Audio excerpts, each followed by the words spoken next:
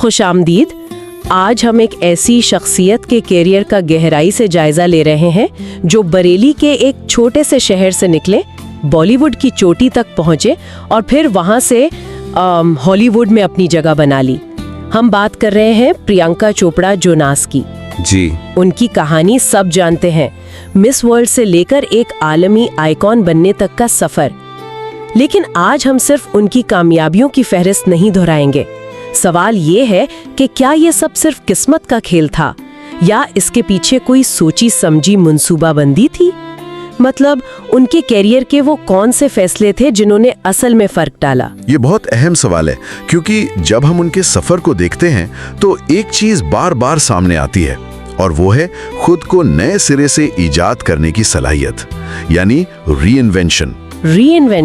जी, आज हम उसी हिकमत अमली का तज्जिया करेंगे और देखेंगे कि किस तरह उन्होंने अहम मोड़ों पर ऐसे फैसले किए जिन्होंने उनके करियर का रुख ही बदल दिया।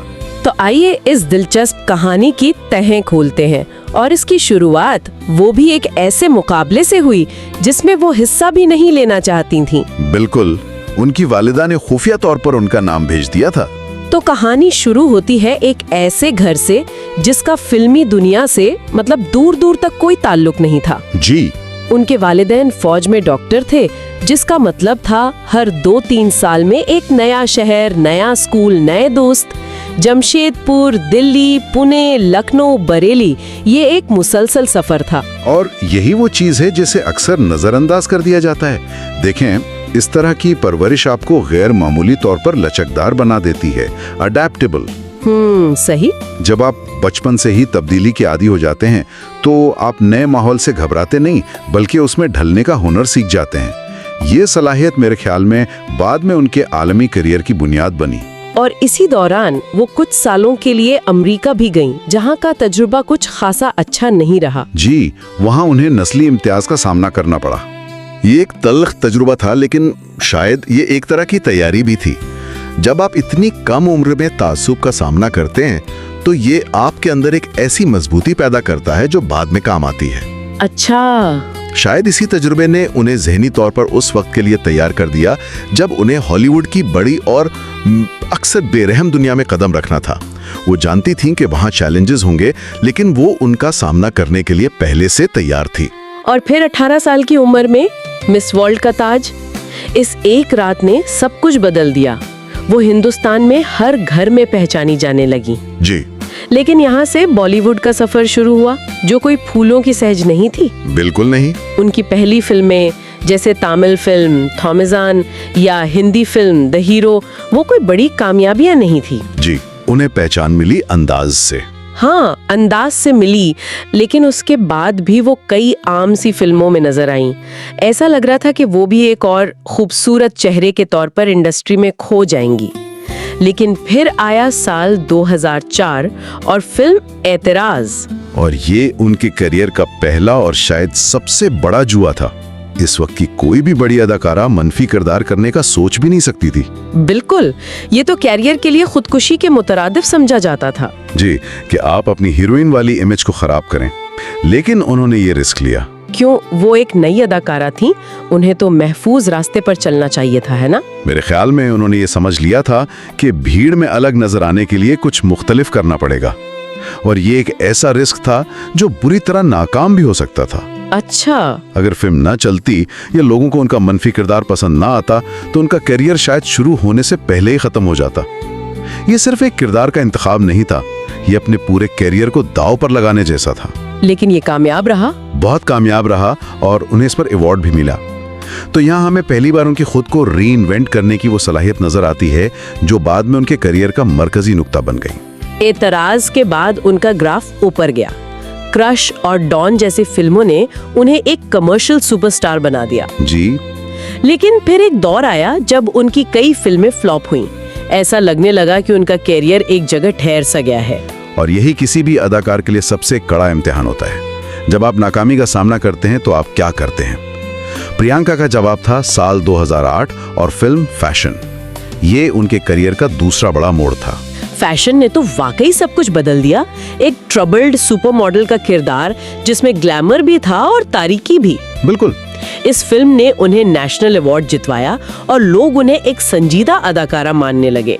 लेकिन मुझे ये बात दिलचस्प लगती है कि जब वो कमर्शियल तौर पर कामयाब थीं, तब उन्हें ऐसी आर्ट हाउस किस्म की फिल्म करने की क्या जरूरत थी? देखें, बात यह है कि उन्होंने पहचान लिया था कि सिर्फ कमर्शियल कामयाबी आपको लंबे अरसे तक इंडस्ट्री में नहीं रख सकती। आपको अपनी अदाकारी की सलाहियत को साबित करना पड़ता है। सही। फैशन के बाद उन्होंने जानबूझकर ऐसे किरदार चुने जो चैलेंजिंग थे। उन्होंने खुद को एक स्टार से एक अदाकारा में तब्दील करने का फैसला किया। कमीने में एक आम सी लड़की का किरदार, 7 खून माफ में 7 मुख्तलिफ उम्रों की औरतों का किरदार निभाना। हाँ, वो तो बहुत मुश्किल किरदार थे। जी, ये सब इसी सोच का हिस्सा था।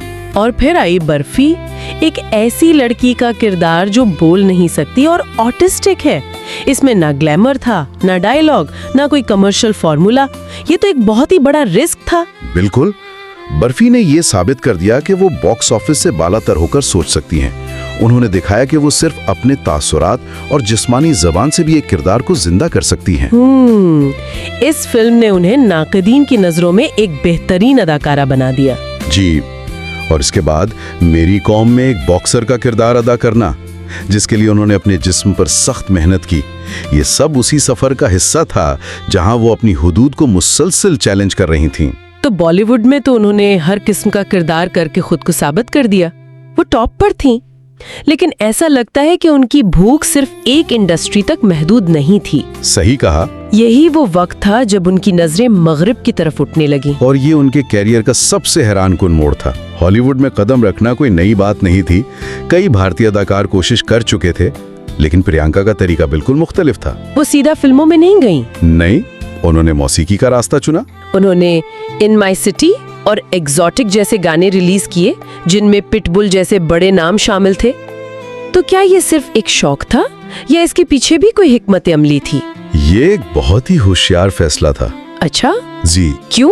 क्योंकि मौसीकी जबान और सकाफत की रुकावटों को तोड़ देती है।